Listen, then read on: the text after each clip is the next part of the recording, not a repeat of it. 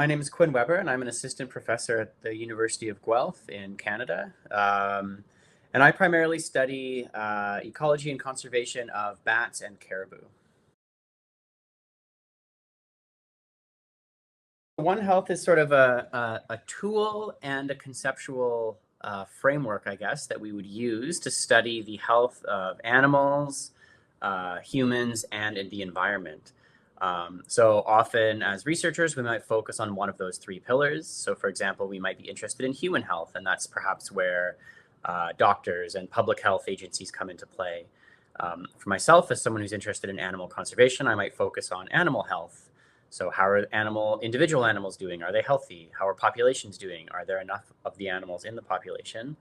And then sort of in the environmental sciences, we might focus on environmental health. So are the streams and rivers that we live near and play in, or do they have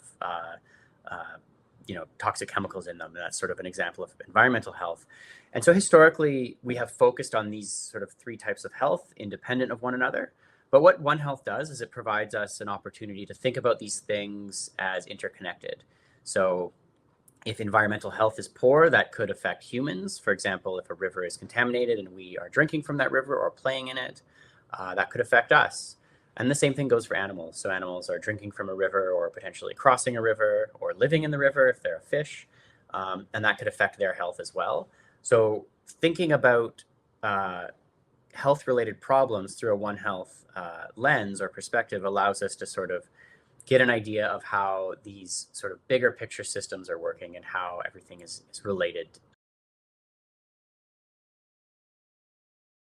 So as many people might know, bats are host to a wide range of parasites and pathogens that can be transmitted to humans and lots that can't.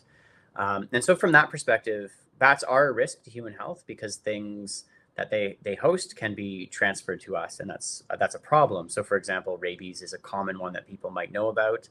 This is why bat researchers and conservation advocates will always tell you never to touch a bat because they are hosts to rabies. It's a very small percentage of them that actually have it, but as we know, if a human is bit by a bat with rabies, the chances of survival are great if you're able to get the post-exposure vaccine, which is what happens when you get bit by any wild animal, whether it's a raccoon or a fox or a bat.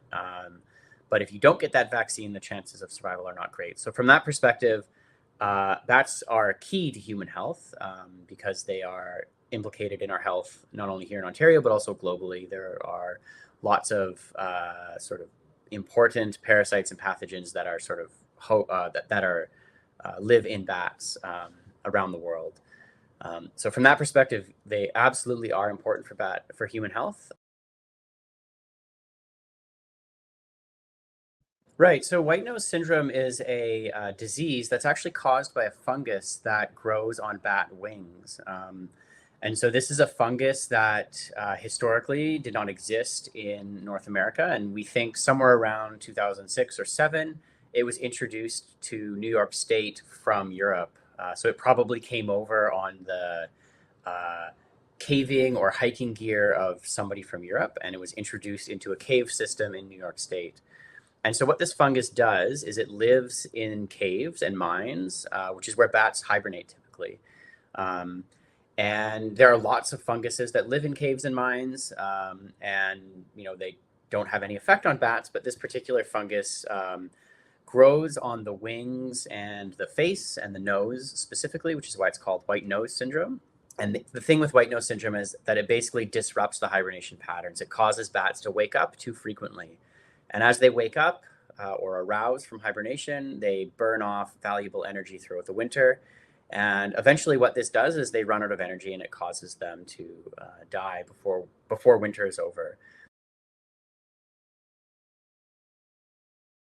Yeah, absolutely. And I think the first thing is, if if you've encountered bats in your home or your cottage or your garage or your shed, I think the first thing that I always tell people is just leave them be, leave them alone. They don't want to come in contact with you, just like you don't want to come into contact with them.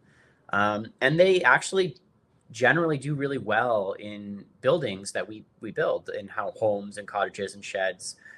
All they're really looking for is a warm place to roost with their colony, so with their friends, basically. Um, and so bat boxes are great because bats often will use them and they'll move from an attic or a shed into a bat box if you're able to put a bat box out. I think that's a really great action that people can take to sort of help conserve bat habitat while also keeping them out of your house if that's what you want. Some people aren't really interested in sharing their home with bats, but if that's the case, having a bat box is a great alternative. And so, talking to your parents about setting up a bat box at your cottage or at your home could be a really great way to help sort of conserve bat populations and provide some bat habitat. Perfect. So one more question for you, Quinn. This is about you. What led you? Yeah, so I've always been interested in biology and in the natural world, and I, grew up spending time in the outdoors, camping and going to the cottage and that sort of thing, and enjoying, you know, experiencing wildlife and wild places with my family. And when it came time to sort of decide what I wanted to do in high school and then in university, I knew I wanted to pursue sort of a biology or environmental sciences path. And when I was a university student as an undergrad, I had actually initially started off in a forestry program, and I took as sort of an optional course, a course on animal behavior, and I just fell in love with it because I saw so much of the animals that I had seen in my own life, pets and wild animals as well, in that course, and I just kind of decided that animals were way more interesting than trees, which I still think today. I still think that today, but trees are also very cool. And that sort of led me down a path of trying to find a mentor who did research on animals. And I found Dr. Craig Willis, who was a bat researcher at the University of Winnipeg, which is where I was living at the time. That's where I'm from. And I studied bats with him. And that was over almost 15 years ago now. And I'm still working with bats today.